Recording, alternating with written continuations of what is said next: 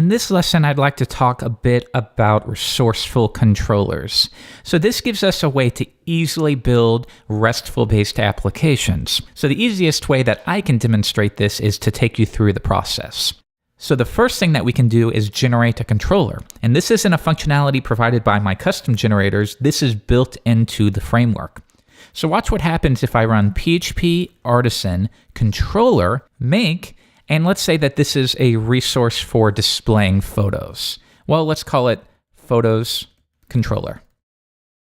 Now, if I switch back, you'll see that Laravel has generated this photos controller file, and it's populated it with just a bit of boilerplate.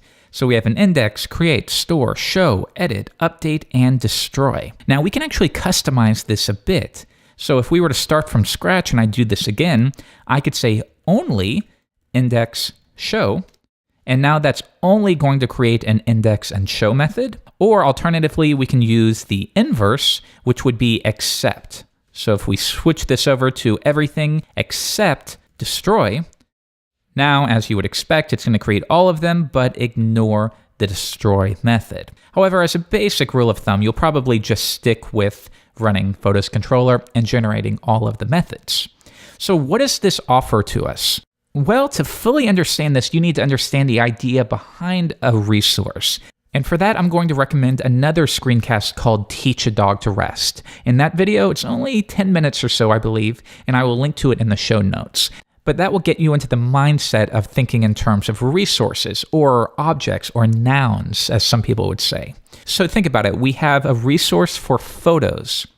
So that means we need to have a way to display all photos, display a single photo, edit a photo, create a photo, update a photo, and delete a photo. Now, this resourceful controller gives us the necessary methods to do that. Let me give you an example. Let's say within the index, that will be responsible for, as the comment shows here, displaying a listing of the resource. So let's just use some pseudocode here. Return all photos. Now, if we were to save this and we were to run our server, PHP artisan serve, we're going to get a not found exception. Maybe we will try to go to photos. No, none of this is working. All that we've done so far is created the controller, but we need to hook it up within our routes file. And we can do that really easily. I can say route resource for photos. As the second parameter, we need to know, okay, well, what controller is going to be responsible for this? Well, we already created it. Photos controller.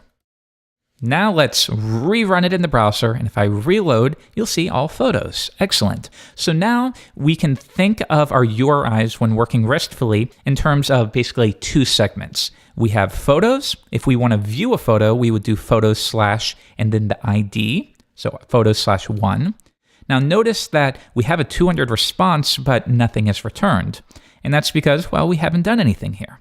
So what method would be responsible for showing one specific item in the resource or showing a photo? Well, we would use the show method. Return showing with ID of ID. Now if I reload the page, you'll see showing with ID of 1. So of course, within this method, it would be responsible for fetching the photo from the database that has an ID of 1 and displaying it here. If we were to view, some people would call this the collection, the root collection, that would get all of the photos from the database and display them here. If we want to edit the photo with an ID of 1, then we would go to photos /1 /edit, and of course the edit method would be responsible. Edit with ID of ID. And I reload, now we're seeing that. So what would this method be responsible for? Well, that would be responsible for displaying a form so that the user can edit an existing record within the table. But then what would happen when you click the submit button on the edit page? Well, again, this is where it becomes really beneficial to learn more about the idea of REST. And that's where the Teach a Dog to Rest video will be truly helpful. Please do go watch that if all of this is new to you. And then maybe if this is a little over your head, what I'm talking about right now, watch that video and then come back and watch this one again. Anyhow, so we've made our edits to the item within the table. We click the submit button. Then what will happen? Well, if we're following the REST pattern, then we're going to make a put request to photos / and then the ID that corresponds to the record we're updating. That will then trigger the update method. Now, what about if we want to delete the photo with an ID of 1?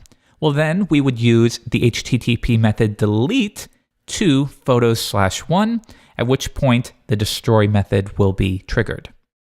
And finally, what about creating a new photo? Well, you would want to go to photos/create, and then if I switch back over to our create method, this method would be responsible for displaying a form to add a new item. Return form to add new photo.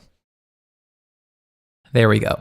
And then subsequently, once you submit that, that should post to the collection, at which point the store method will be executed, and this method will take the new input from the form and create a new record within the photos table. So think about it, we ran just one command, but now we have a way to display all photos, one photo, edit a photo, and create a photo. That's really powerful. This is honestly something that comes from the Rails world. I think Taylor would even tell you that he sort of took it straight from them and ported it over to Laravel. But that's okay. It's an excellent feature, and I really think it's going to add a lot of flexibility and structure to your projects. So if you're still a little bit blurry in this area, don't worry. In the next video, we're going to flesh this out. We're going to start again from scratch and actually build a full resource for displaying and updating photos. Stay tuned.